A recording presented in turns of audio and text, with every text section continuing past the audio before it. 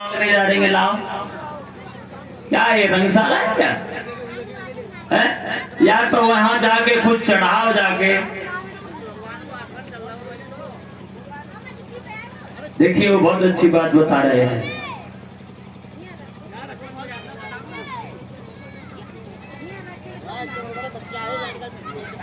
ऐसा नहीं करना चाहिए। आप लोग अपने आप ही अपने धर्म की तौहीन करा रहे हो तो हम क्या करें? लोग फिर बदनामी करते हैं कि ऐसा होता है इन लोगों में। अरे चढ़ाना है तो वहां पास जाके तो दिखा रहे हो दूर से, लक्ष्मी जी तुम्हारे यहाँ पैसा मांग रहे आ गया है? अब तुम्हारी जैसी इच्छा, जैसी जाकी भावना तैसी ताए सोहाय, सबे नीम करो लगे पर उठ प्रेम से। और देखिए भगवान की, देखिए इधर कहने का मतलब है जब सुगम्य स्त्री बन के रह रहे हैं महाराज बुद्ध के यहाँ, तो बुद्ध के द्वारा तारा के गर्भ से एक पुत्र का जन्म हुआ। किसका जन्म हुआ? एक पुत्र का। उस पुत्र का नाम पड़ा है पुरुरवा। क्या नाम पड़ा? पुरुरवा। एक दिन महाराज सुगम्य जो स्त्री बने बैठे हैं उस बच्चे को अपनी गोद में लिए हुए हैं, सोच रहे हैं हमारी पत्नी हमारे घर पे हमारा इंतजार करती होगी और हम दूसरे की पत्नी बने बैठे हैं। अपने गुरु वशिष्ठ का ध्यान आ गया, वशिष्ठ को बुला लिया। वशिष्ठ ने पूछा आप कौन हैं? बोले हम तुम्हारे शिष्य हैं। शिष्य हो या शिष्या? बोले प्रभु मैं तुम्हारा शिष्य सुगम्य। सुगम्य स्त्री कैसे हो गए? आज वशिष्ठ ने अपनी दृष्टि से देखा है तो समझ गए हैं वशिष्ठ को भगवान शंकर ने जो बाघ को श्राप दिया था उसका नतीजा हुआ कि आज हमारा शिष्य श्री बन गया। तो आज वशिष्ठ ने अपने शिष्य को अपने साथ में लिया है और जो बालक हुआ था उसे भी साथ लिया और भगवान शंकर के पास पहुंच गए। भगवान शंकर जी तो समाधि में लगे हुए हैं। पार्वती जी से एक बात कही है, देवी तुम्हारे पति की भूलें न जाने कितनों के जीवन में धूल घोल देंगी। तुम्हारे पति ने जो उस बाघ को श्राप दिया था उसका नतीजा हुआ कि आज हमारा शिष्य स्त्री बना बैठा है। हम तुम्हारे पास इसलिए आए हैं हमारा शिष्य पहले जैसा था वैसा बना दीजिए। पार्वती जी कहने लगी प्रभु माफ कीजिए, पत्नी अगर पति से बढ़ के कोई काम करती है तो पति का अपमान होता है और ये सत्य है।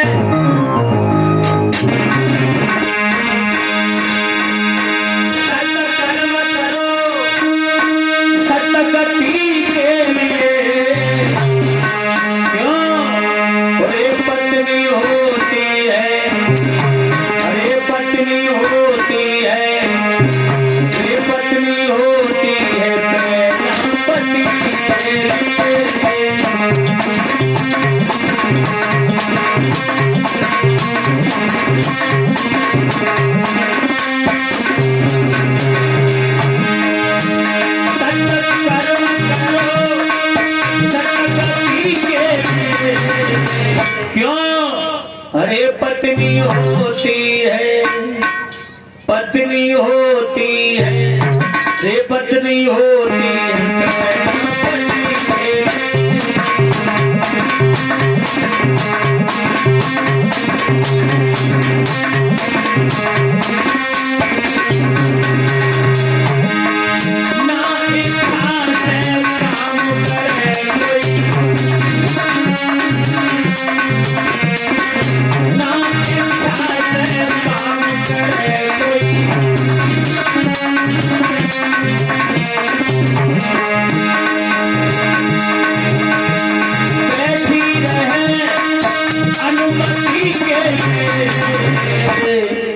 ओ पत्नी होती है, पत्नी होती है।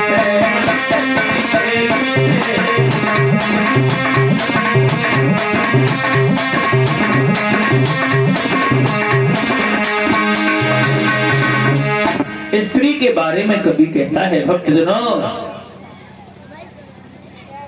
आज भगवान शंकर की पत्नी से कहा है वशिष्ठ ने हमारा शिष्य पहले जैसा था वैसा बना दीजिए। पार्वती बोली प्रभु माफ कीजिए, अगर पत्नी पति से बढ़ के कोई काम करती है तो पति का अपमान होता है। वशिष्ठ कहने लगे देवी जी बस यही तो हम नहीं चाहते कि किसी का अपमान हो, लेकिन इतना जरूर है, अगर आज हमारा शिष्य पुरुष नहीं बना तो आज हम तुम्हारे पति को श्राप देके स्त्री बना के जाएंगे।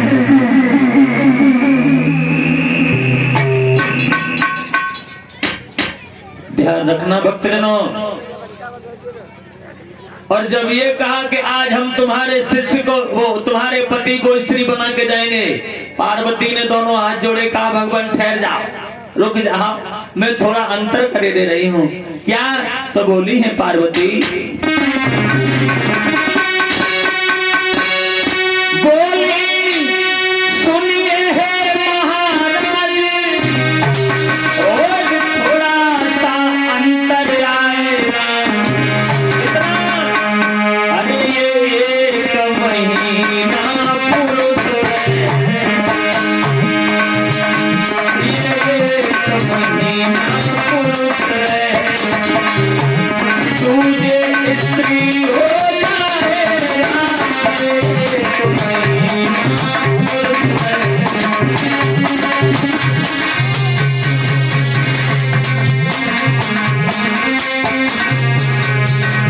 पार्वती कहने लगी प्रभु हम थोड़ा अंतर करे दे रहे हैं। क्या?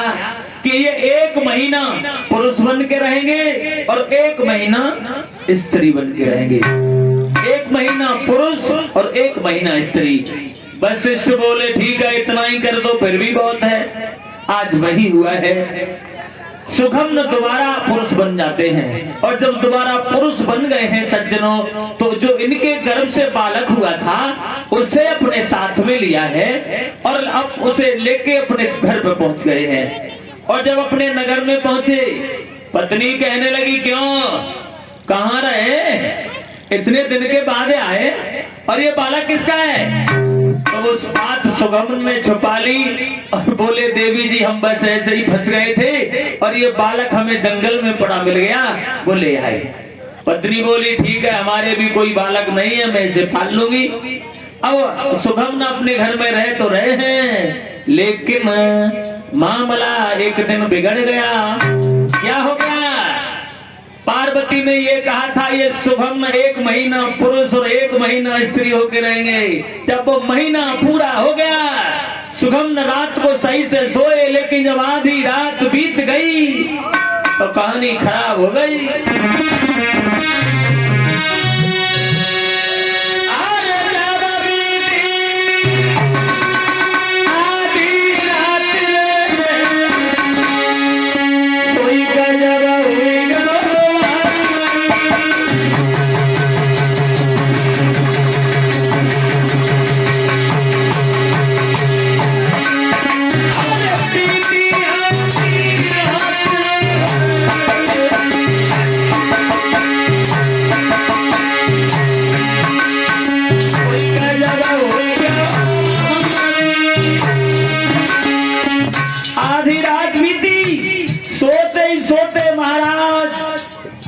स्त्री बन गए, और जब स्त्री बने सुगम्न सोचने लगे ये क्या हो गया, ये क्या हुआ, अब कैसे अपने पत्नी के सामने जाऊंगा, कैसे मुंह दिखाऊंगा। सुबह हो गया लेकिन उठे ही नहीं, सूद चढ़ आए फिर भी नहीं उठे। पत्नी सोचने लगी वैसे तो बड़ा जल्दी जागते थे, आज क्या हुआ, आज जागे ही नहीं। अब पत्नी भाग के गई, पत्नी भाग के गई, चादरा हटाया, देखा एक स्त्री पड़ी है। पत्नी बोली है कौन है, कौन है, मेरे घर में कब घुस आई, मेरे पति कहाँ है? सुगम्न कहने लगे देवी जी मैं तुम्हारा पति। पति? तेरी हिम्मत कैसे पड़ी मेरे घर में आने की, तू है कौन, मेरे पति कहाँ है? तब सुगम्न ने सब हकीकत बताई है। देवी अब हम एक महीना पुरुष और एक महीना स्त्री बन के ही रहेंगे, और जो ये बालक हुआ है वो भी हमारे गर्भ से हुआ था। ध्यान रखना भक्तजनों।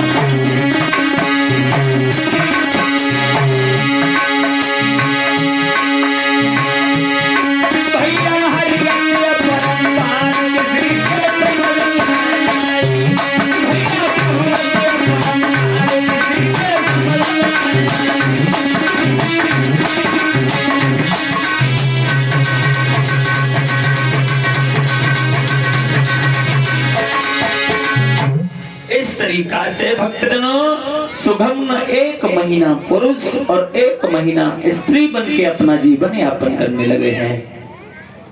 इनकी पत्नी के द्वारा 3 पुत्र और हुए। अब कितने हो गए? 4। एक तो इनके गर्भ से हुआ, 3 इनकी पत्नी के गर्भ से हुए, 4 हो गए। यहां से विभाजन हो गया। देखिए जो इनके गर्भ से हुआ था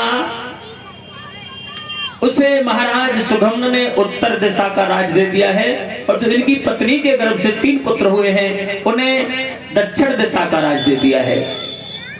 यहां से विभाजन हो गया।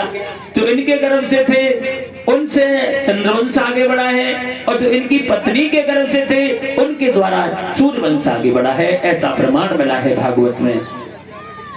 आइए एक कीर्तन बोल लेते हैं सभी ताली बजाते हुए, उसके बाद और आगे देखेंगे। सभी ताली बजाते हुए भगवान के नाम का भजन बोलेंगे।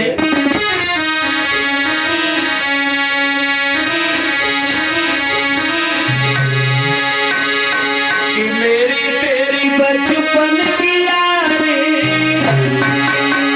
और सवेरे चले आइयो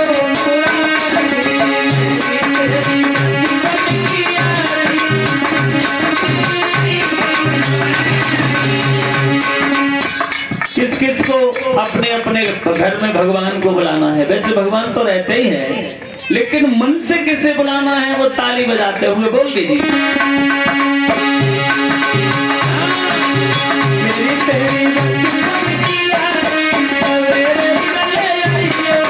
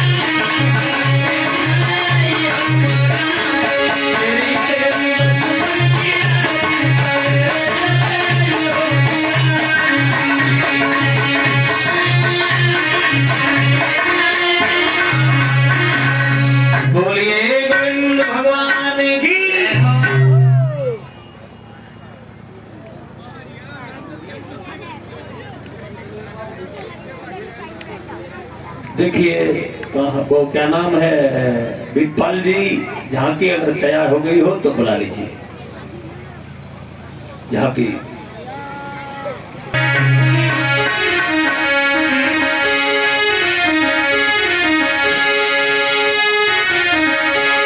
घनश्याम तेरी बंसी,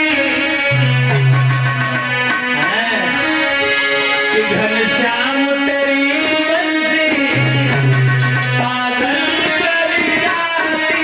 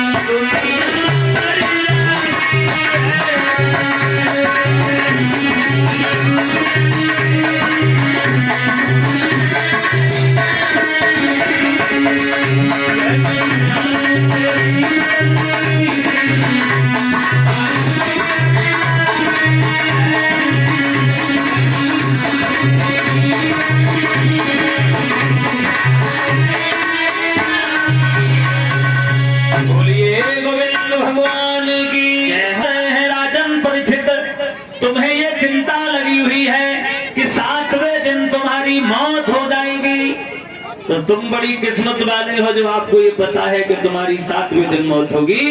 लेकिन ध्यान रखना, हमारे देश की महान मूर्ति बिना पढ़े लिखे कबीरदास जी कहते हैं, ये मौत हमेशा इंसान के सिर पे सवार रहती है, लेकिन इंसान समझ नहीं पाता। कहते हैं कबीरदास,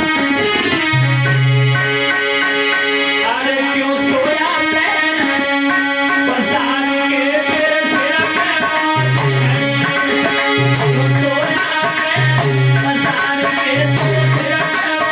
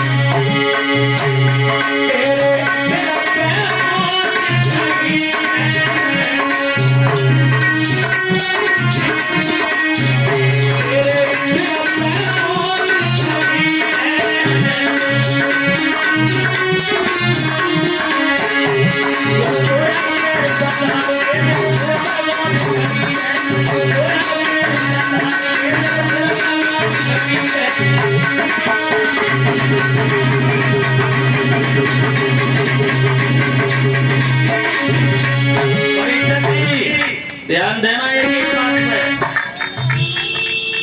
यहाँ हम और आप रह तो रहे हैं, लेकिन चंद दिनों के मेहमान हैं। बात साफ ध्यान रखना। क्यों? अरे भवसागर है या घबरा पारा, कैसे नाम लगे तो पारा, खाए घर पे सोच लिया।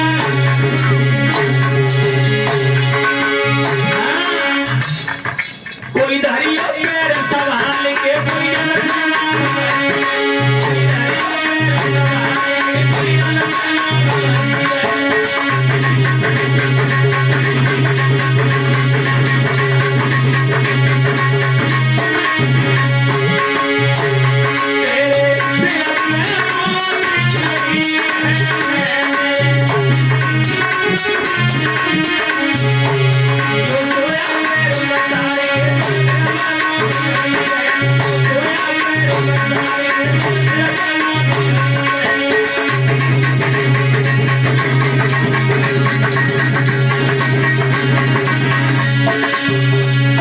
बोलिए गोविंद भगवान की।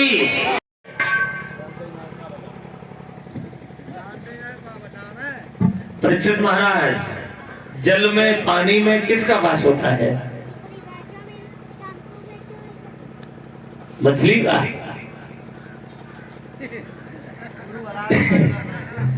देखिए, जल में वरुण देवता का वास होता है। किसका? वरुण देवता का। इसलिए कभी जल का अनादर नहीं करना चाहिए। जल में वरुण देव रहते हैं। आज भगवान कन्हैया कहते हैं, गोपियों तुम जिस जल में नगिन नहा रही हो, इसमें वरुण देवता रहते हैं। और जहाँ कमर तक जल है, अगर स्त्री वहां नग्न अवस्था में जाती है तो उसका पतिव्रत धर्म नष्ट हो जाता है, वरुण देवता का अपमान होता है। आज के बाद तुम कभी भी इस जल में नगिन नहीं नहाओगी। तो गोपियां कहने लगी, श्याम आज हमारे कपड़े दे दो, दोबारा कभी भी हम इस जल में नग्न नहीं नहाएंगे। भगवान ने सब गोपियों के वस्त्र दिए हैं, गोपियां अपने अपने कपड़े पहन लेती हैं। भगवान मुरली मनोहर से कहा है, श्याम आप हमारे साथ एक काम करो। क्या करना पड़ेगा? बोले आप हमारे साथ महाराष्ट्र का काम करो। काएगा? महाराष्ट्र। भगवान बोले अभी नहीं, जब समय आएगा तब देखा जाएगा। गोपियां तो वहां से अपने अपने घर चली जाती हैं। माताओं बहनों, इधर भगवान कन्हैया ने एक दिन योग माया से कहा, योग माया को अपने पास बुलाया है और एक बात कही है, तुम यमुना के किनारे चली जाओ और बड़ी सुंदर सी जगह बनाओ, क्योंकि हमें गोपियों के साथ में महाराज का काम करना है। योग माया से कहा है परीक्षित जी। तो योग माया ने देर नहीं की है। योग माया यमुना मैया के किनारे पहुंच जाती है और बड़ी सुंदर सी जगह बनाई है। और जब वो जगह बन गई है तो भगवान श्याम को आके बताया है, भगवान उस जगह का निर्माण हो गया है, आप जाके निरीक्षण कर लीजिए। तो भगवान कन्हैया जब उस जगह को देखने के लिए गए हैं, तो वो जगह जब देखी है भगवान कन्हैया ने, तो कवि कह रहा है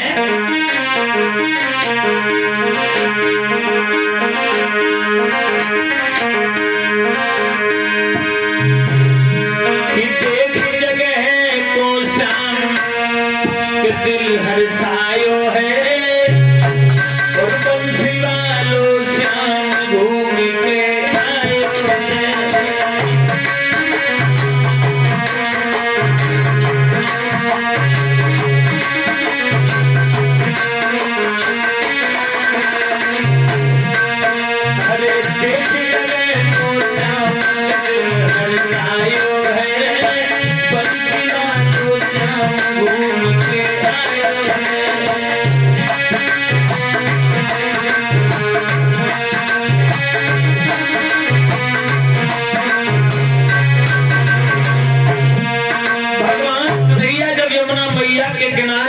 सज्जनों, तो क्या देखा है? बड़ी सुंदर सी जगह है, बड़ी सुंदर सुंदर फुलवारी है। उन फुलवारियों पर सुंदर सुंदर फूल लगे हुए हैं, उन फूलों पर सुंदर सुंदर भंवरे किलोले कर रहे हैं। ऐसा ही नहीं,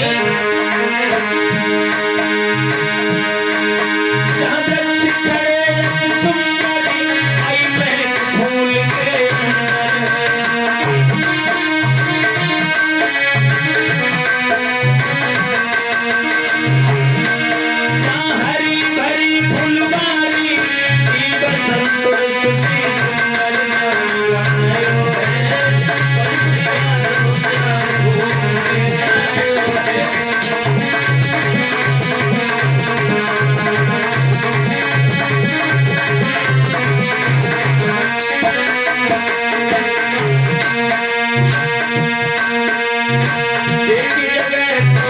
श्याम के दिल हरसायो है, बंसी वालो श्याम घूम के आयो है।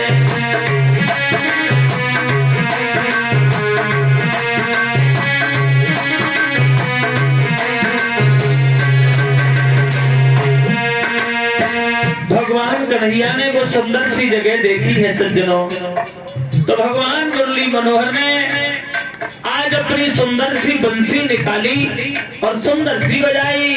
कैसी बजाई? लई मुरली जब हाथन में, बीवी भी श्याम बजाई।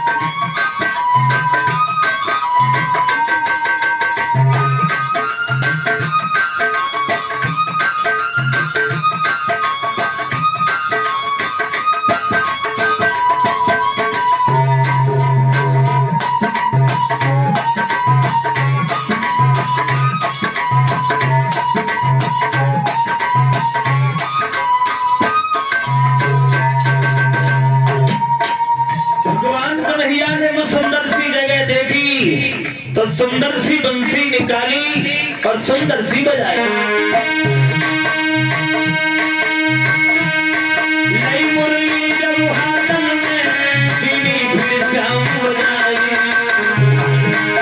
वो प्यारी धुन मुरली की, सखियन ने जब सुर पाई। गायो है बंसी वालो श्याम घूम के आयो है।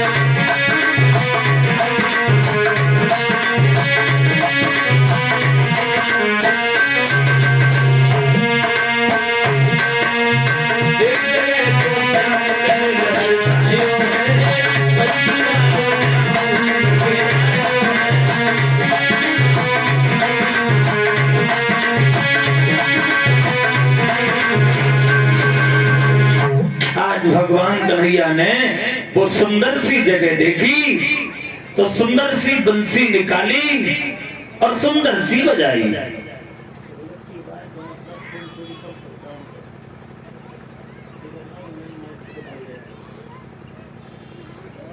ध्यान रखना,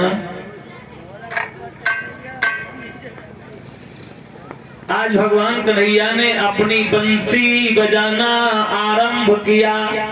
कैसी बजाई? तो हमारी ये औकात नहीं है जो हम बंसी भगवान जैसी बजा के दिखा दें, लेकिन हमारे गुरुदेव ने छोटी सी कल्पना की कि भगवान ने बंसी बजाई तो कैसी बजाई। कैसी बजाई?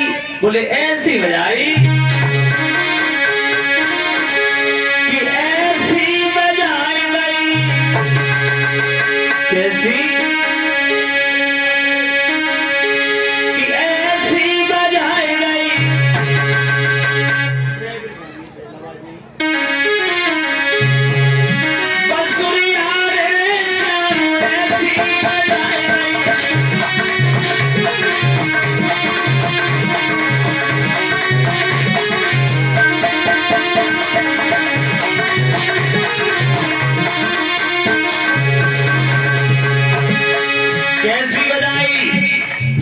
बंसी की आवाज जिस गोपी के कान में पड़ी तो गोपी नाचने लगी, बंसी की धुन में झूमती जा रही हैं, घर का काम भी करती जा रही हैं, लेकिन बंसी की धुन जब कान में पड़ी तो उल्टे सीधे काम करने लगी हैं। कैसे काम करने लगी?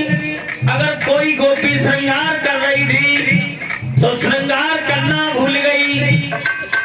क्या हुआ? किसी के नाक में कुंडल बुला के कानन में ऐसी बजाई।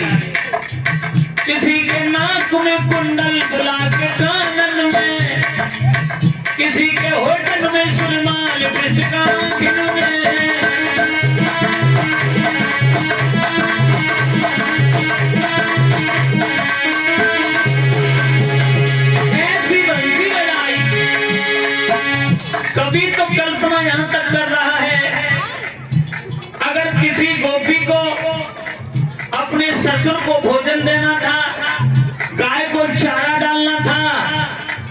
दिन जब बंसी की धुन कान में पड़ी तो ससुर को चारा डाले आई, गाय को भोजन दे आई, ऐसी बंसी बजा। किसी के नाक में कुंडल है,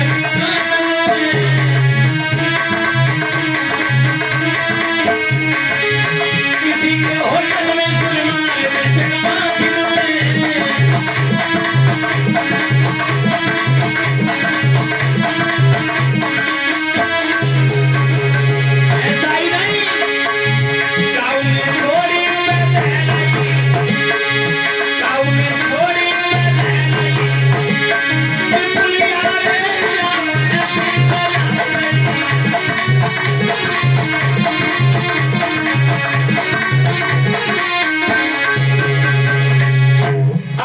भगवान कन्हैया ने बंसी बजाई तो गोपी जैसी है वैसी भाग खड़ी हुई। अगर कोई गोपी खाना बना रही है तो एक रोटी तवा पे है और एक हाथ में लेके भाग खड़ी हुई, वहां भागने लगी है जहां से बंसी की धुन आ रही है, बंसी की धुन की आवाज आ रही है। घर वालों ने बहुत रोका लेकिन गोपियां नहीं मानी, भाग भाग के पहुंच जाती हैं यमुना मैया के किनारे जहां भगवान कन्हैया अपनी प्यारी सी बंसी बजा रहे थे। भगवान से कहा, श्याम आज आप हमारे साथ महाराज का काम करो।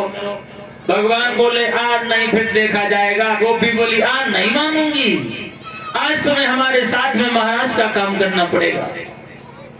भगवान कन्हैया गोपियों की बात मान लेते हैं, महाराज का काम शुरू होता है। माता बहनों, प्रमाण ये मिला है जितनी गोपी थी उतने ही भगवान कन्हैया बने हैं।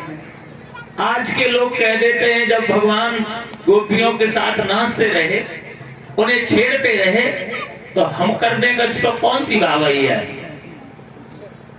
उन्होंने तो और भी काम किए, जितनी गोपी थी उतने ही बने, तुम दो ही बन के दिखाई दो तब जाने। किसी गोपी को यह आवाज नहीं हो रहा है कि मेरे अलावा भगवान कन्हैया किसी और के भी पास हैं। भगवान कन्हैया का वो रास प्रारंभ हो गया है। गोपियों के साथ भगवान श्याम नृत्य करने लगे हैं और उसी बंसी की आवाज कैलाश पर्वत पर पहुंची।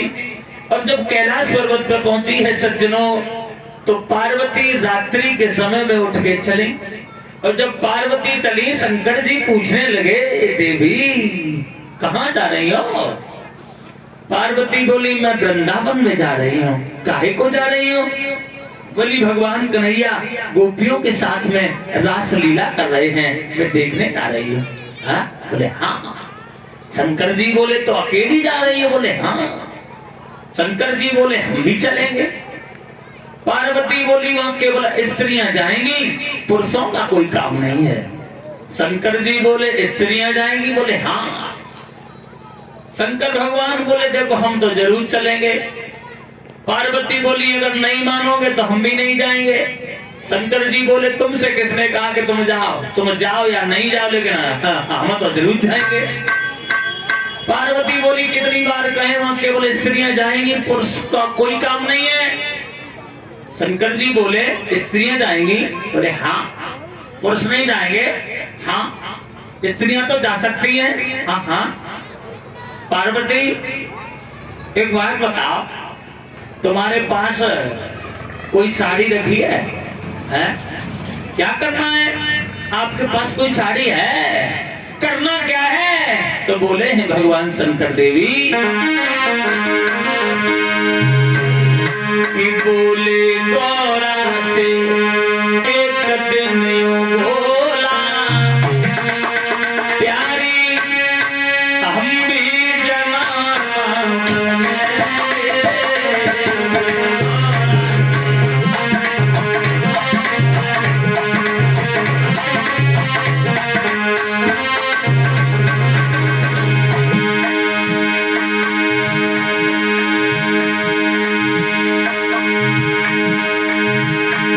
भगवान शंकर देवी अगर तुम्हारे पास साड़ी हो तो उसे ले आओ।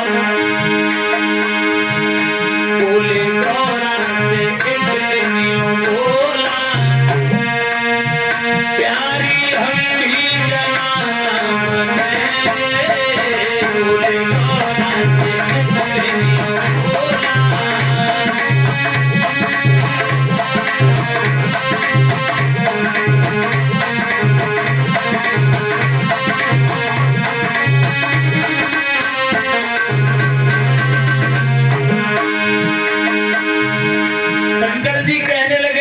तुम्हारे पास कोई साड़ी रखी हो तो ले आओ, हमें जनाना बनाओ, लेकिन महाराज का काम नहीं छोड़ेंगे।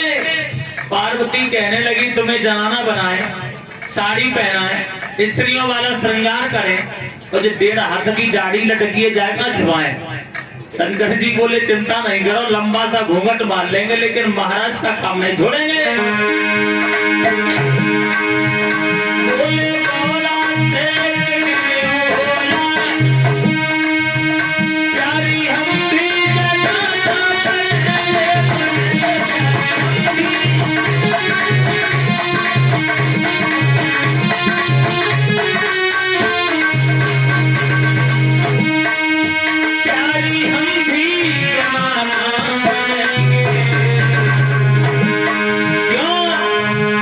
वृंदावन की सुहानी गलियों में, वृंदावन की सुहानी गलियों में, देख मेरा हम की सुहानी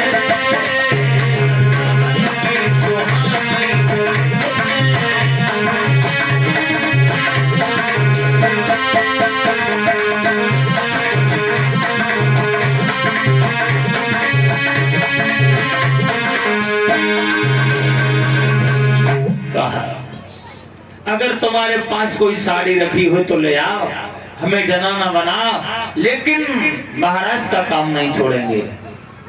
पार्वती बोली जनाना बनाए, वर्तों वाला श्रृंगार करें, साड़ी पहनाए, लेकिन जो 1.5 हाथ की दाढ़ी लटकी जाए ना छुपाए।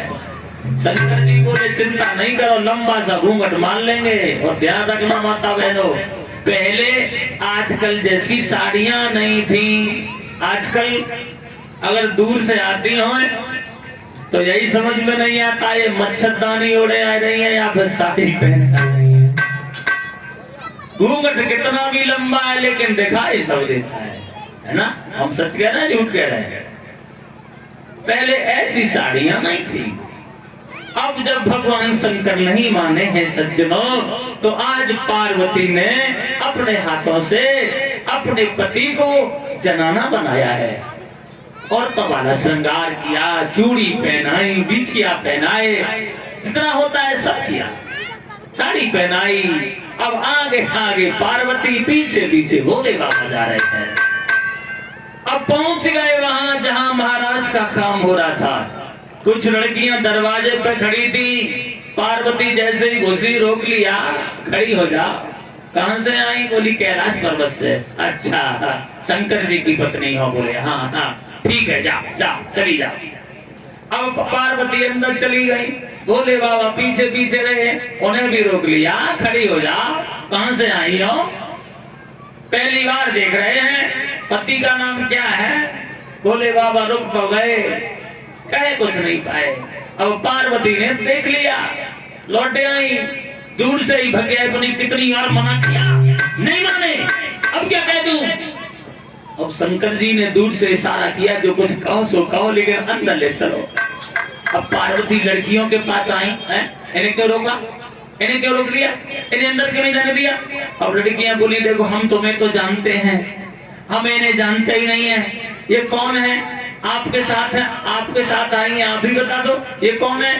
तो देखो पार्वती ने कहा देखो अभी इनकी नई शादी हुई है, इसलिए बातें करने में थोड़ा शर्म होती है। हम तुम्हें बताएं ये कौन है, कौन है? तो बोली है पार्वती।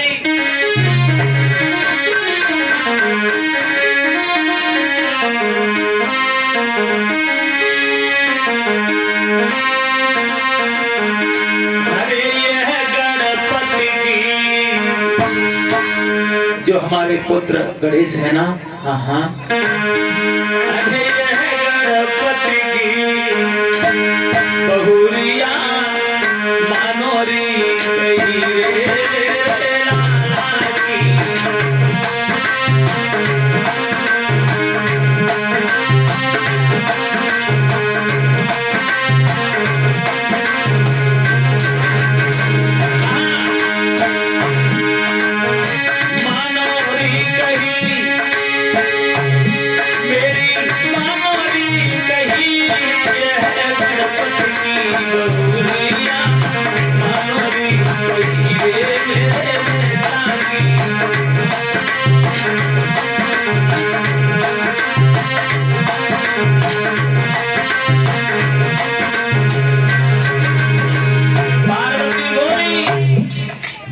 ये है ना? हाँ। कौन है? बोले जो हमारे पुत्र गणेश है ना। हाँ हाँ, ये उन्हीं की पत्नी है। अभी नई शादी हुई है, अबे कितने दिन भाई। अब लड़कियां बोली हमें ऐसा लगता है बहू तो देखे करी है, बहू तो तुमसे उलम्बी है। बोले हाँ। अब लड़कियां बोली देखो तुमने अपने पुत्र की शादी कर ली और हमें दावत भी नहीं खिलाई। अरे शादी कर ली अपने लला की खबर लो नहीं भिजवाई। शादी कर ली हमें बताया भी नहीं। अब कोई बात नहीं है, चलो नहीं बताया। अब एक काम करो, शादी कर ली अपने लला की खबर लो नहीं भिजवाई। अरे घूंघट में कहा चाहिए देखे कैसी बम्बरियाई, कैसी गणपति की गौरिया नवरी गई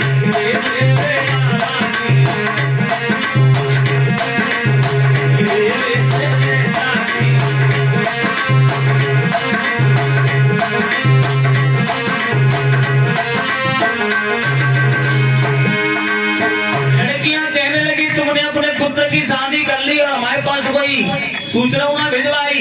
तो कोई बात नहीं, चलो यहाँ तक आए गई हैं तो एक काम करो, थोड़ा पर्दा हटाओ, हम भी तो देखें तुम्हारे पुत्र की पत्नी कैसी है। अब पार्वती शंकर जी पे फिर भके अपनी हम क्या कह दे। अब शंकर जी ने फिर इशारा कर दिया जो कुछ काओ सो काओ, लेकिन अंदर है चलो। अब पार्वती बात बदल के फिर बोली हम तुम्हारे यहाँ आ गए तो तुम मुंह देखने की बात करने लगी। ऐसे नहीं मुंह दिखाया जाता है। और बोली पार्वती अरे मुंह देखो तो मेरी बहू को द्वार मेरे पैर और खाली हाथ आए कैसे सबने तो लगियो लगियो उड़न को कर दिया हमने करी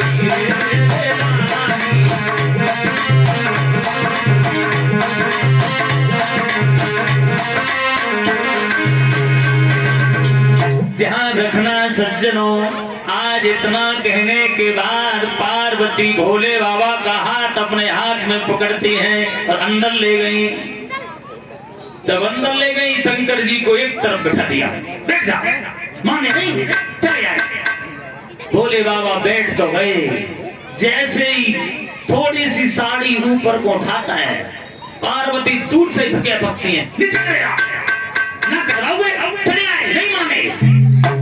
भोले बाबा बार बार उचक उचकते रह जाते हैं लेकिन देख नहीं पा रहे। भगवान कन्हैया गोपियों के साथ में नाच रहे हैं। आज शंकर जी की एक नजर भगवान श्याम के ऊपर पड़ी और जब गोपियों के साथ नाचते हुए देखा, भोले बाबा सोचने लगे बारे कनुआ तुम्हें तो बड़े गुण भरे। तो सोचा है भगवान शंकर ने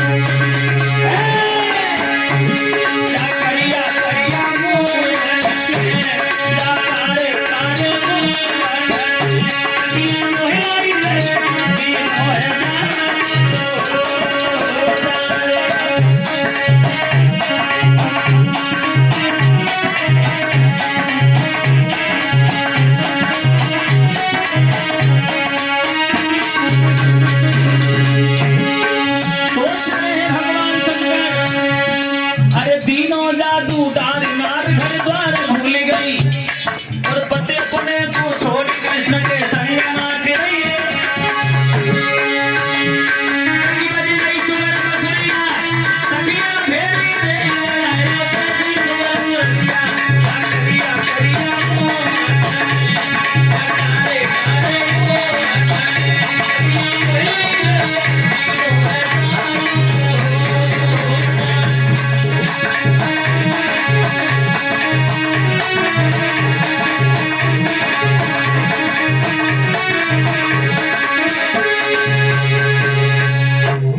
शंकर जी सोचने लगे, बारे कनुआ तो में तो बड़े गुण भरे, गोपियां तेरे साथ नाच रही हैं। ध्यान रखना परीक्षित जी, भगवान शंकर देखते रहे लेकिन रुका भोले बाबा से भी नहीं गया। वो साड़ी उतारी और एक तरफ फेंकी, डमरू हाथ में ले लिया। भगवान शंकर आज गोपियों के बीच में नृत्य करने लगे हैं। भगवान कन्हैया ने वहां भगवान शंकर का एक नाम रख दिया है, गोपेश्वर भगवान। बोलिए गोपेश्वर भगवान की। इधर भगवान कन्हैया गोपियों के साथ में महाराज का काम कर रहे हैं, लेकिन गोपियों को घमंड हो गया। कैसा? और ध्यान रखना, जिससे घमंड हो जाता है उसका घमंड तोड़ने में भगवान देर नहीं करते हैं। और जब गोपियों को घमंड हुआ, गोपियां सोच रही हैं वो तो कन्हैया हमारे कब्जा में है, जब चाहेंगे तब घर के बर्तन साफ करवाएंगे, जब चाहेंगे तब नचाएंगे, जब चाहेंगे तब घर बुलाएंगे। भगवान जान गए कि गोपियों को घमंड हो गया है। उसी समय भगवान कन्हैया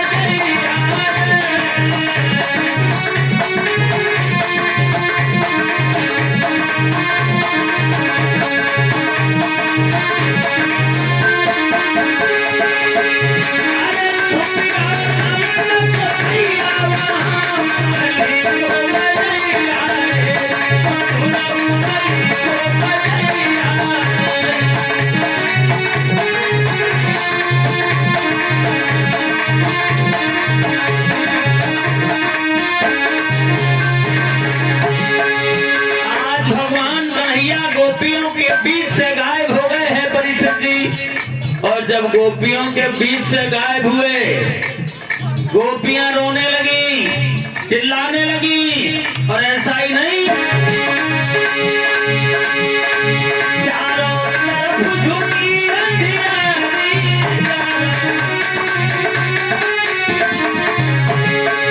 चारों तरफ झूठी अंधियारी।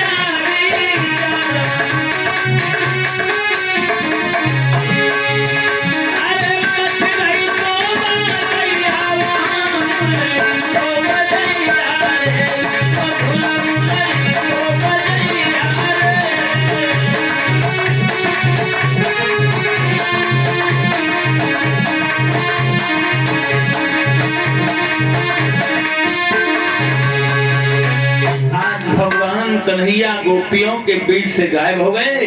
गोपियां हैरान हो गईं, रोने लगी।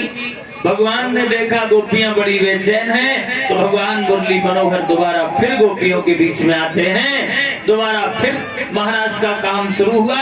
और जब महाराज का काम संपन्न होता है सज्जनों, तो सभी गोपियां अपने अपने घर जाती हैं। भगवान श्याम वृंदावन में गए हैं और भोले बाबा पार्वती जी कैलाश पर्वत पे जाते हैं।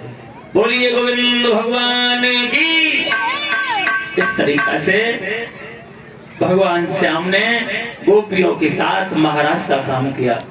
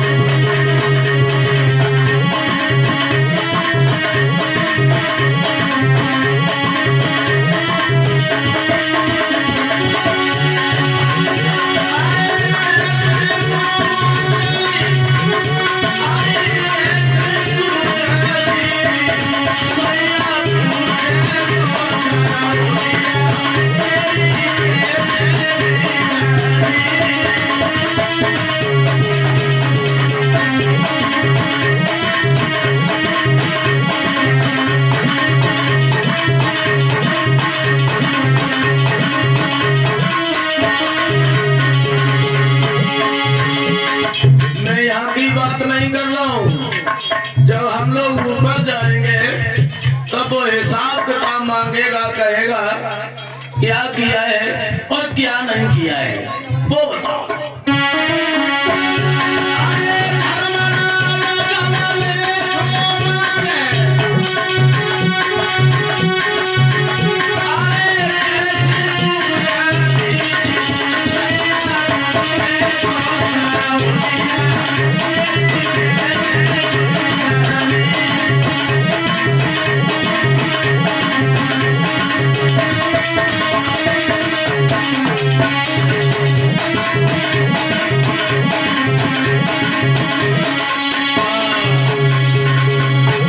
उसी जगह पर ध्यान केंद्रित करते हैं जहां प्रसंग चल रहा था।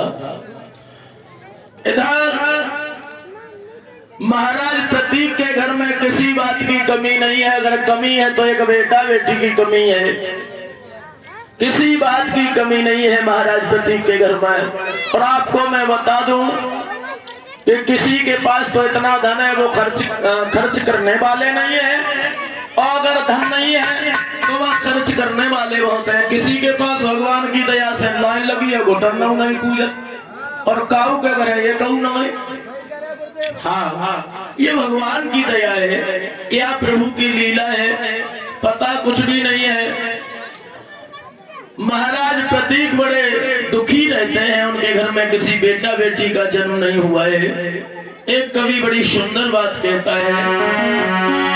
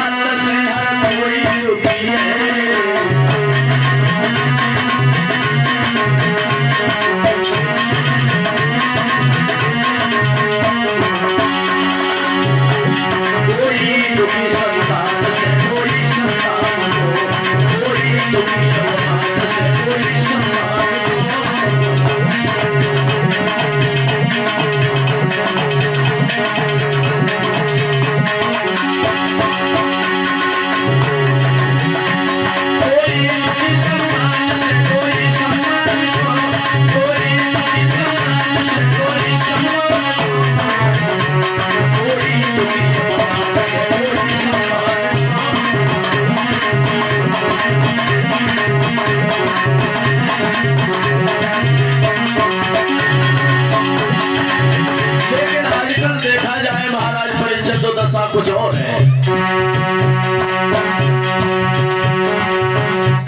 अरे गेहूं मिले उधार तो सिपाही मार गई, और बूढ़े से आई बच्चा की दवाई मार गई, और कपड़ा ले बाजार गए सिलाई मार गई।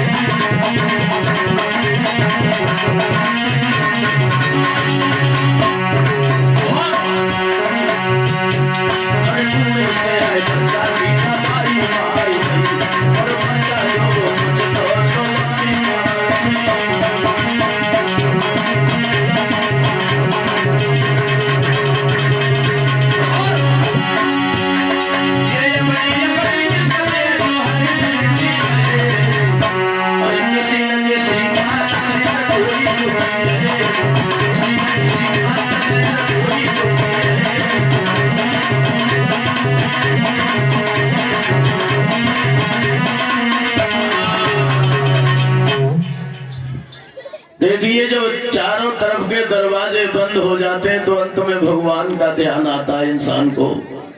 प्रभु के बिना कुछ नहीं है दुनिया में। महाराज प्रतीक जिस डाली को पकड़ते हैं वो डाली टूट जाती है, जिस दरवाजे की ओर देखते हैं वो दरवाजा बंद नजर आता है, तो अंत में भगवान का ही ध्यान आता है। प्रभु तुम्हारे बिना हमारा इस दुनिया में कोई नहीं है, भगवान के सिवा कोई नहीं है संसार में, अगर है तो सिर्फ भगवान ही है।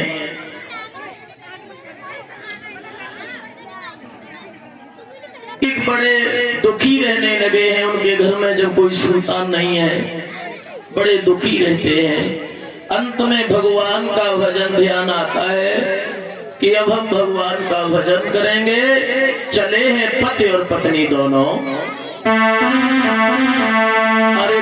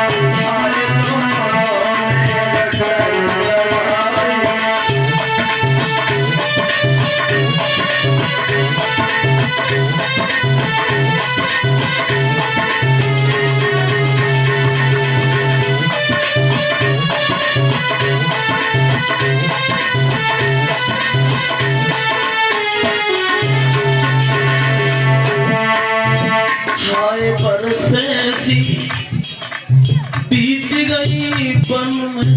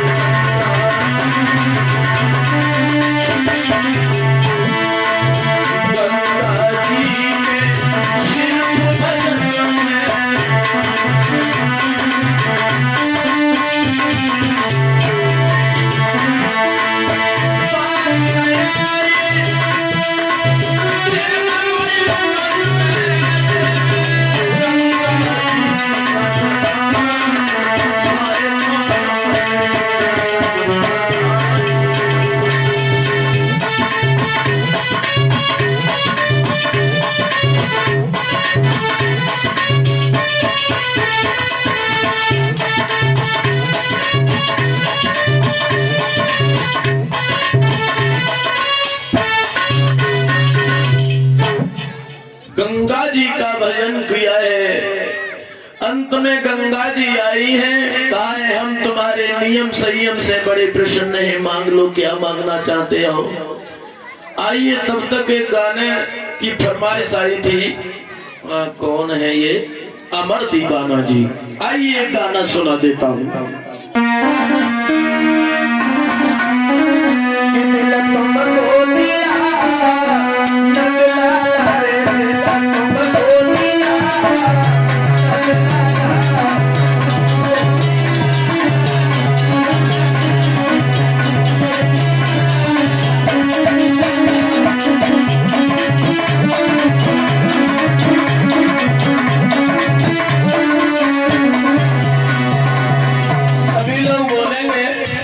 कुल दिन हो गए बोल रहे हो। हाँ, ऐसी बात ही आती हो जैसे मतलब रंगीन टीवी चल रही हो है? हमें कोई मतलब नहीं है तो चिल्लाते रहो। और चिल्लाने के पैसा तुम ले रहे हो या हम? अरे भाई हम ही ले रहे हैं तो हम तो चिल्लाएंगे ही।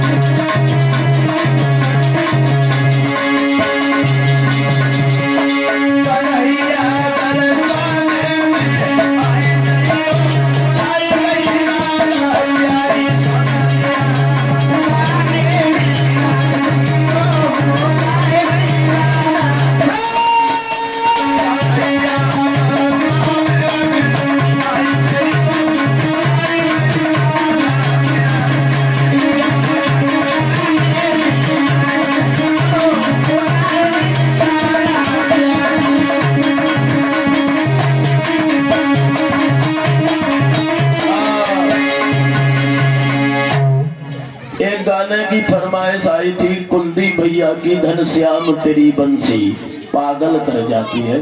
तो एक लाइन सुनाऊंगा, हम क्षमा भी चाहेंगे सभी से।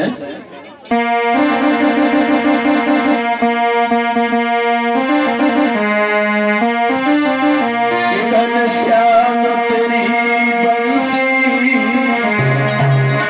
पागल कर जाती है।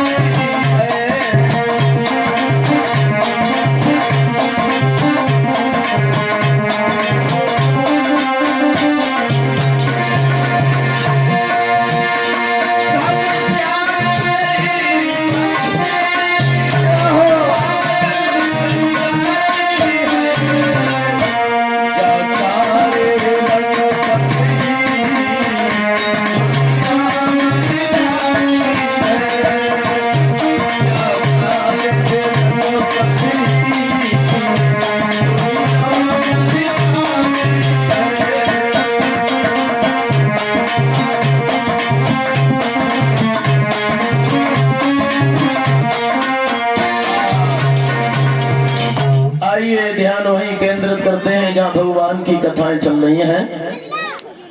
परीक्षित महाराज कथाओं पर ध्यान देंगे। इधर दोनों ने गंगा जी का ध्यान रखा है, गंगा जी का भजन जब किया है, गंगा जी प्रसन्न हुई है। कहा है तुम्हारे नियम से बड़े प्रसन्न हैं हम, मांग लो क्या मांगना चाहते हो। कहा है हमारे घर में एक पुत्र की प्राप्ति हो जाए। गंगा जी ने कहा है चिंता न करो, तुम्हारे घर में पुत्र की प्राप्ति होगी। लेकिन अब जब लेकिन किंतु परंतु जहां जाए समझ लो गड़बड़ है। परमादरणीय गुरुदेव जी ने बताया था जहां लेकिन आ जाए समझ लो वहां गड़बड़ है। ये तो कह दिया कि हमारे घर में एक पुत्र की प्राप्ति हो। गंगा जी ने कह दिया ऐसा ही होगा, तुम्हारे घर में एक पुत्र की प्राप्ति होगी। लेकिन मुसीबत तो क्या बात की है। महाराज प्रतीक ने एक बात और कही, जो कही सुनो हमारी बात, हमारे घर में पुत्र होगा उसकी अर्धांगिनी आप बन के आओगी। गंगा जी कहने लगी चिंता ना करो, तुम्हारे घर में जो पुत्र होगा उसकी अर्धांगिनी बन के हम आएंगे। हुआ ऐसा, दोनों पति और पत्नी अपने घर आए हैं। 9 मास जब पूरे हुए हैं,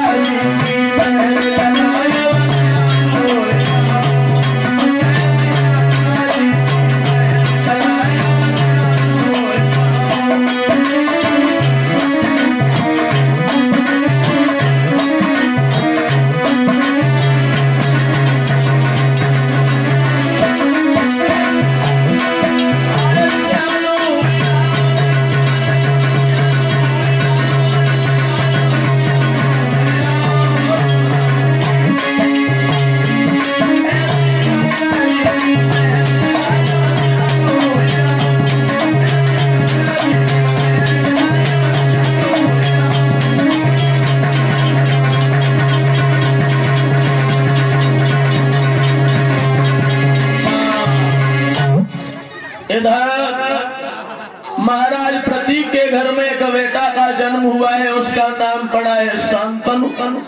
शांतनु जब थोड़े बड़े भये तो एक दिन महाराज प्रतीक ने शीशा की ओर जब देखा है तो कुछ बाल सर के सफेद हो गए थे। इशारे में कुछ बातें कर रहे थे महाराज प्रतीक से।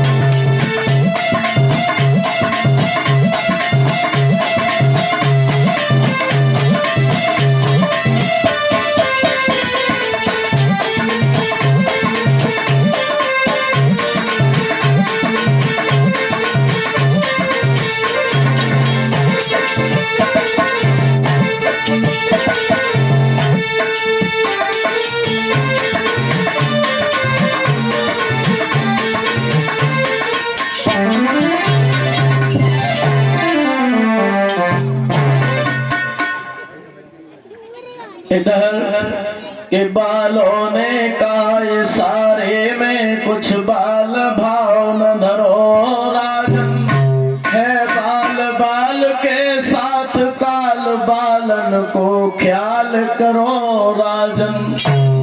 जब शीशा में बालों को देखा है तो कुछ बाल सफेद हो गए थे। महाराज प्रतीक समझ गए हैं अब हम पे वृद्धावस्था है, अब हम भगवान का भजन करेंगे। शांतन को पास में बुलाया, कहा है शांतन तुम जब जंगल में जाओगे तब तुम्हें एक सुंदर सी लड़की मिलेगी और उसके साथ सगाई होगी। बोले हैं महाराज प्रतीक शांतन से, बेटा शांतन सुंदर सी मिलेगी सुकुमारी। बोले हैं महाराज प्रतीक शांतन से, सुंदर सी मिलेगी सुकुमारी। कोई बनेगी नारी कुमारी।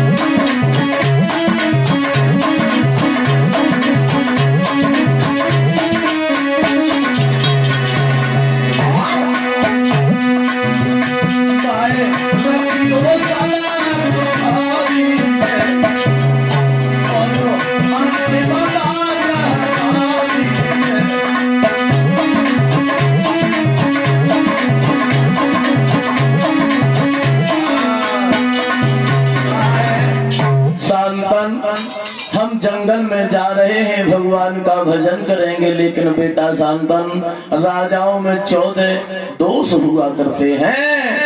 कि राजा ये सोया करते हैं और सबसे ऊंचा है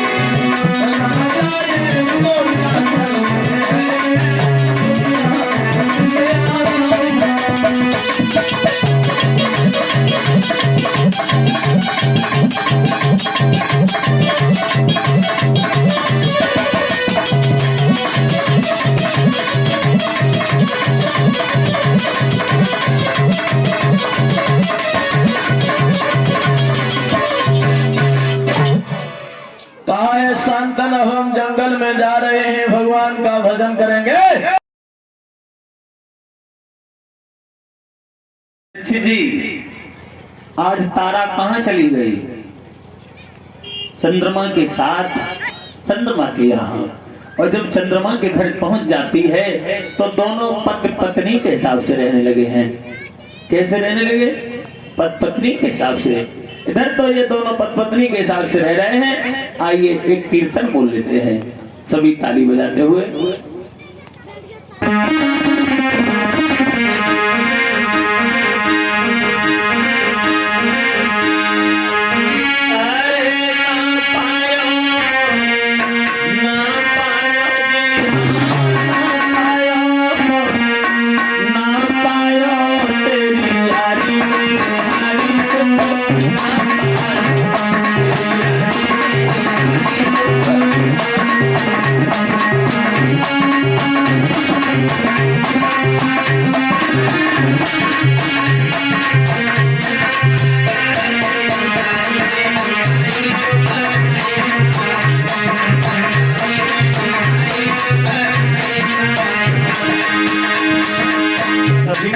जाते हुए भगवान के नाम का कीर्तन बोले।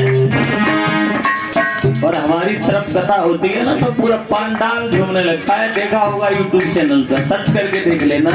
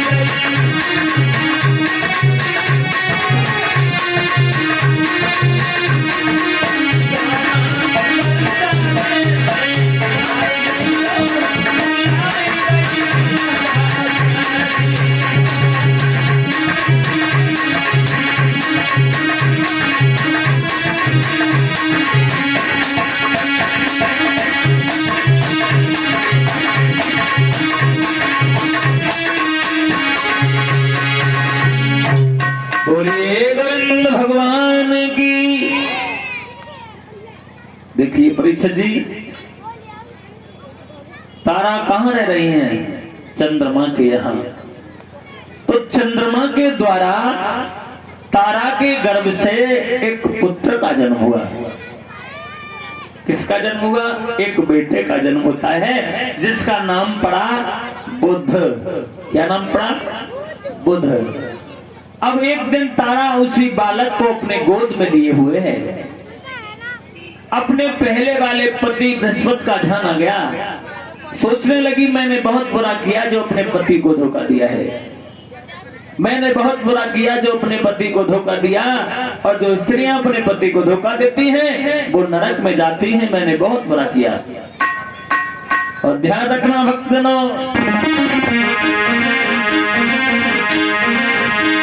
अरे सच्ची होती है वो नारी जो कि पति को हो।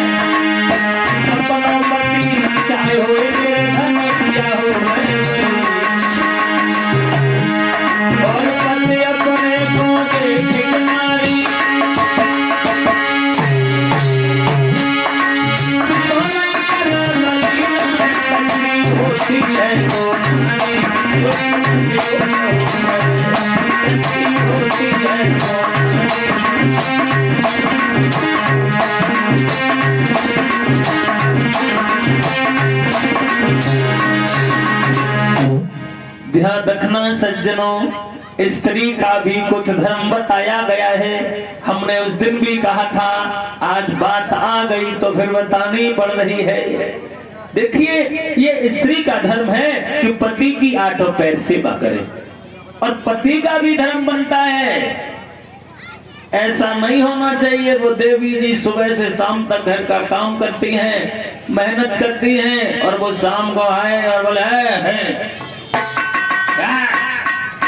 खाना बना नहीं बना।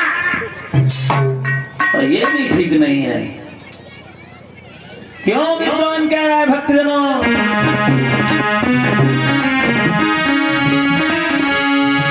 कि अपनो पति चाहे हो निर्धन या हो लहीना, हंसी खेल के समय गुजारो जीवन नहीं करो मलिना। हंसी खेल के समय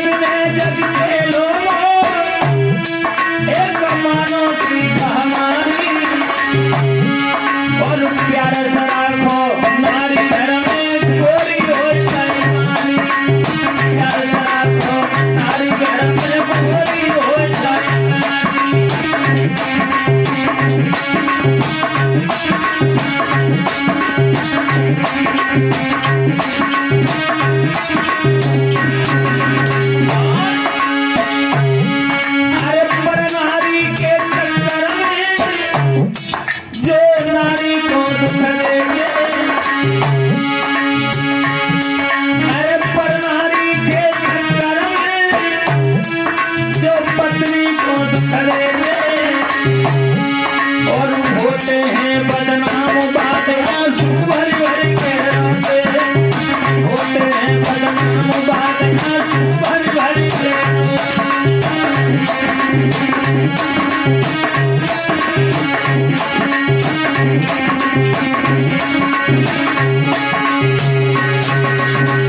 कहने का मतलब है सज्जनों, पति पत्नी दोनों ये जीवन रूपी रथ के दो पहिया बताए गए हैं। अगर एक भी पहिया कमजोर है तो चलने में झटका लगता है, ध्यान रखना चाहिए। और हाँ, दूसरी बात है सज्जनों, और जब लड़की की शादी करने जाए, जब लड़की की शादी करें माता पिता, तो लड़का देख लेना चाहिए हमारी लड़की के योग्य है या नहीं है। ऐसा नहीं करना चाहिए कि धन के लालच में लड़की की शादी तो कर दी, लेकिन मालूम पड़ा उनके सपाई बोल्ट ढीले हैं। देखा होगा तुम लोगों ने, धन दौलत की तो कोई कमी नहीं है, लेकिन माइंड पता नहीं। देखिए एक लड़का रहे, ध्यान आ गया बता रहे हैं, एक लड़का रहे बड़ा पैसा वाला रहे, पैसे के बल से डिग्रियां हासिल कर ली, पढ़ी लिखी लड़की के साथ शादी हो गई। और जब शादी हुई, लड़की ससुराल गई। अब ससुराल से घर पे गई तो माँ ने पूछा, बेटी ये बताओ तुम ससुराल में कैसे रही, तुम्हारी ससुराल वाले लोग कैसे हैं? और लड़की कहने लगी, मैया कुछ नहीं पूछो, आपने तो हमारी किस्मत ही फोड़ दी। क्या हो गया? वो तो लड़का पढ़ा लिखा है, क्या हुआ? बोली, माँ तुम्हें नहीं मालूम, हम तुम्हें बता रहे हैं, वो लोग कैसे हैं कैसे हैं। और लड़की बोली,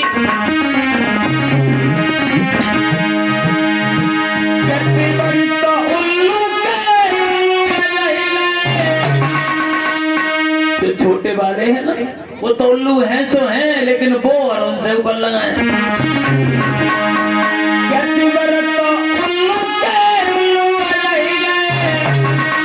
और निकले पिया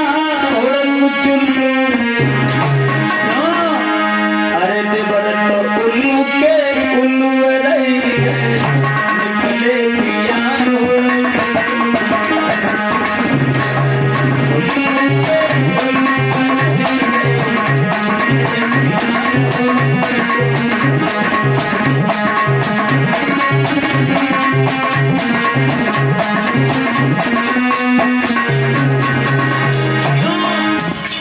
लड़की बोली, माँ एक बार हम अपने कमरा में बैठे बैठे श्रृंगार कर रहे थे। हाँ हाँ, हम श्रृंगार कर रहे, क्रीम लगा रहे थे, वो आ गए वो छोटे वाले और कहा भाभी थोड़ी हमें वो दो। तो हमने थोड़ी सी क्रीम उनकी हथेली पे रख दी, तो उनने पहले तो खूब देखी और देखने के बाद बड़े प्यार से चाटी, और जब चाटी तो हमने 2 उंगलियों का तमाचा मार दिया। अब वो रोते हुए अपने भैया के पास पहुंचे, बोले भैया हमें भाभी नहीं मारो। अब वो भागे, कल आके बैठी और उसकी इतनी हिम्मत, तेरे ऊपर हाथ उठाया। अब वो आए, बोले अरे कल आई है और तेरी इतनी हिम्मत बढ़ गई, तूने मेरे भाई के ऊपर हाथ उठा दिया। अब हमने कहा देखो हमें पहले पूछो। बोले बता क्या बात थी? हमने कहा इन्हें हमने क्रीम दी तो इनने चाट ली।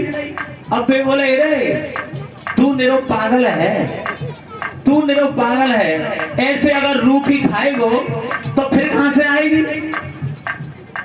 सब्जी में डाल ले तो तब खाई ले, तो रोटी से लगा ले तो तब खाई ले। तो और बोली लड़की अम्मा मैंने क्रीम लाई, बोली के लाई के नाच रही है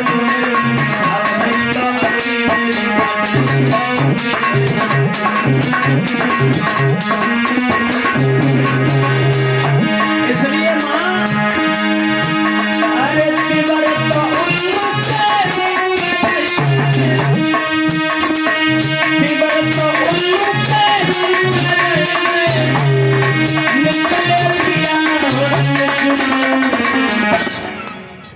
देवर तो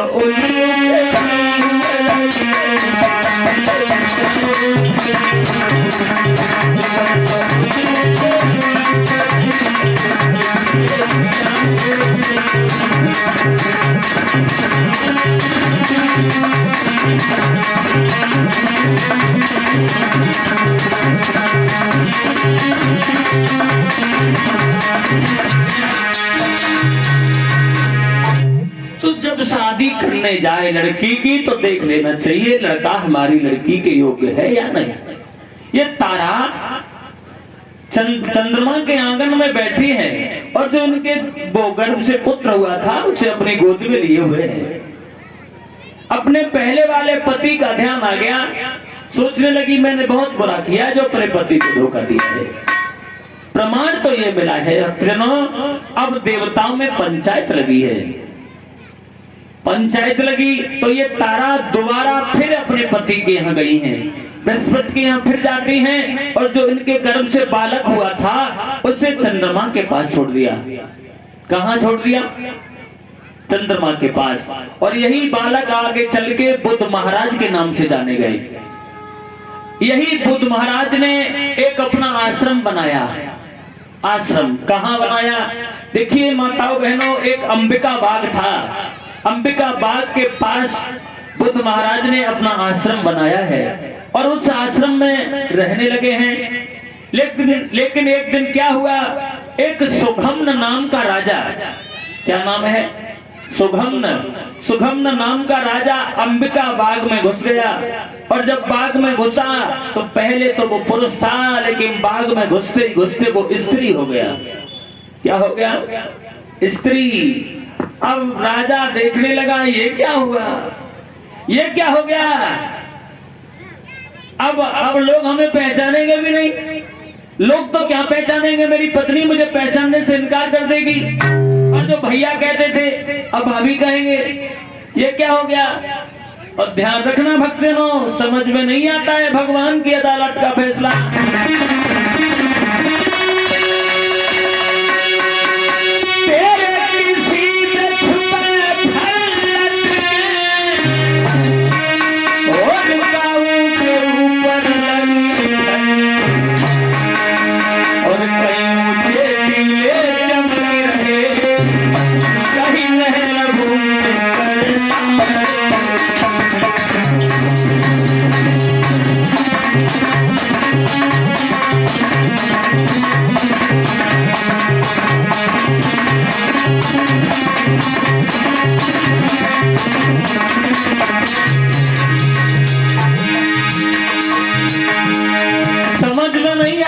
भगवान की अदालत का फैसला। सज्जनों, किसी पेड़ की ओर नजर डालो, किसी की डाल सूखी है, किसी की हरी है, किसी पे फल है, किसी पे फरी है, किसी की क्या किस्मत है। सारे दिन मेहनत मजदूरी करने के बाद दो वक्त की रोटी नहीं मिलती। और किसी की क्या किस्मत है, सामने रोटियां रखी हैं मगर उन्हें भूख ही नहीं लगती।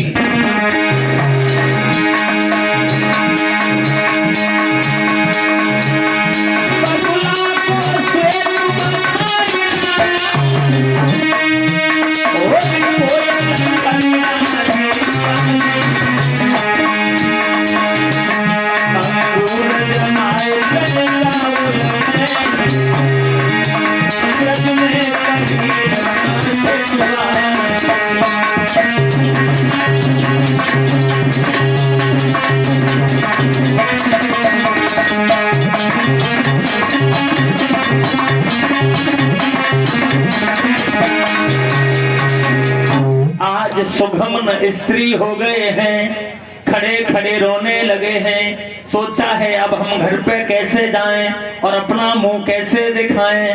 अब सोचा ऐसे जीवन से तो मर जाना अच्छा है। एक बात और भी बता दें, ये सुघम्न उस बाग में घुस के स्त्री काय को हुए। तो देखिए सज्जनों, उस बाग को भगवान शंकर जी ने एक बार श्राप दे दिया था। किसने श्राप दिया? भगवान शंकर ने।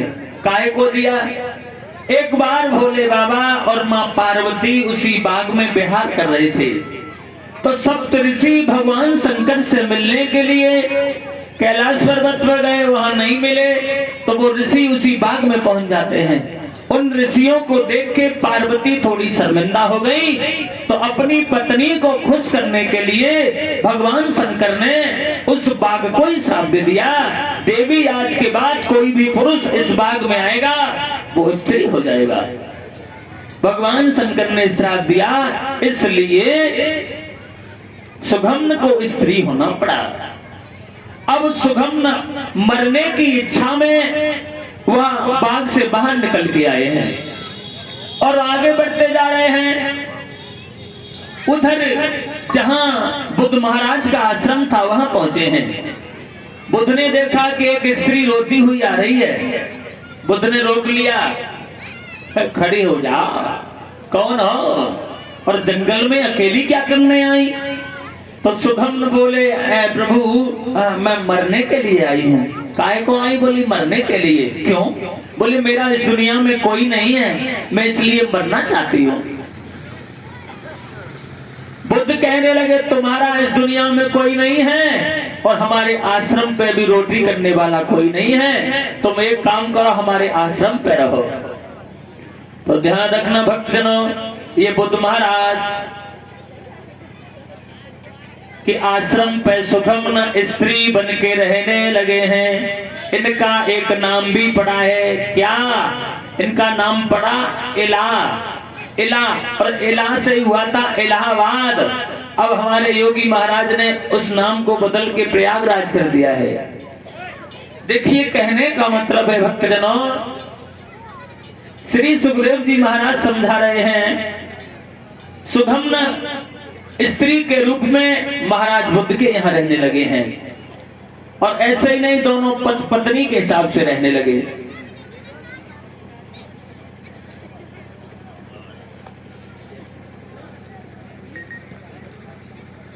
देखिए ये 50 रुपए हमारे पास भिजवा रहे हैं विजय सिंह जी, सुपुत्र प्रियांश जी। कामना करते हैं भगवान ऐसे भक्त लोग हमेशा खुश बने रहें और समाज में अपने माता पिता का नाम रोशन करते रहें। बोलिए गोविंद भगवान की। इनकी इच्छा है, आइए एक गीत बोल लेते हैं, भजन सभी ताली बजाते हुए।